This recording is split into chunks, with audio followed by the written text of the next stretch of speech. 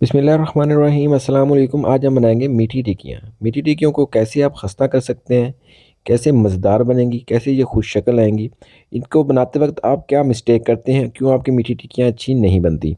और अगर आप पहली मरतबा बना रहे हैं, इंशाल्लाह मेरी वीडियो देखने के बाद आप फर्स्ट टाइम में ही बहुत अच्छी सी खस्ता और मज़ेदार टिक्कियाँ बना लेंगे। चलिए अपनी वीडियो को शुरू करते हैं।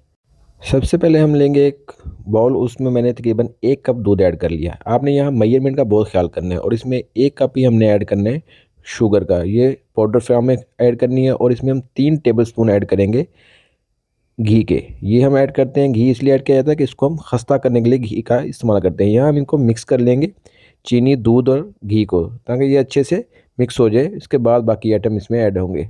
ठीक है, वीडियो अच्छी लगे तो वीडियो को लाइक कीजिएगा और चैनल को सब्सक्राइब कीजिएगा।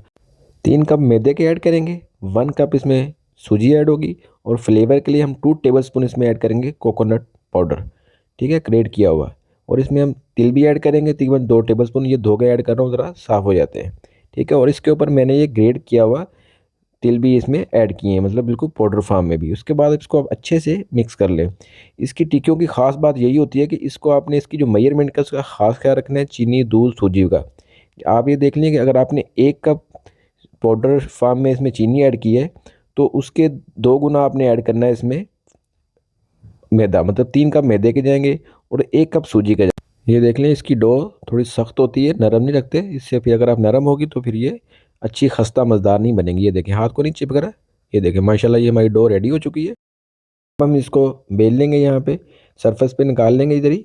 ठीक है, और इसको आप हाथ की मदद से फैला लें, फिर बेलने की मदद से इसको आप बेल लें। ठीक है, ये देखें इस तरह।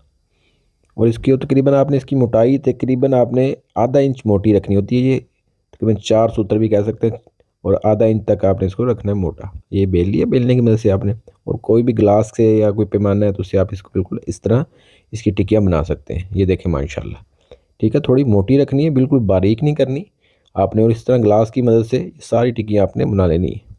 ठीक है, ये देखें माशाल्लाह ज़बरदस्त बन रही है और बहुत ही ज़बरदस्त हमारी वीडियो बनी है। वीडियो अच्छी लगे तो वीडियो को लाइक कीजिएगा और चैनल को सब्सक्राइब कीजिएगा। इस तरह ये सारी रेडी हो जाएंगी।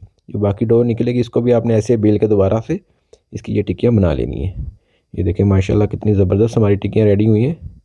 इसके बाद हमने इसको घी में फ्राई करना है, ऑयल में आपने इसको फ्राई नहीं करना। और इसको आपने लो टू मीडियम फ्लेम पे फ्राई करना है। आपका ऑयल का टेम्परेचर कम हो, तकरीबन 100 और 120 के राउंड अबाउट हो। ज़्यादा तेज़ में डालेंगे तो ये ऊपर से जल जाएंगी, अंदर से कच्ची रहेंगी। ये देखें बिल्कुल लो फ्लेम में आपने इसे फ्राई करना है। माशाल्लाह ज़बरदस्त फ्राई हो रही है।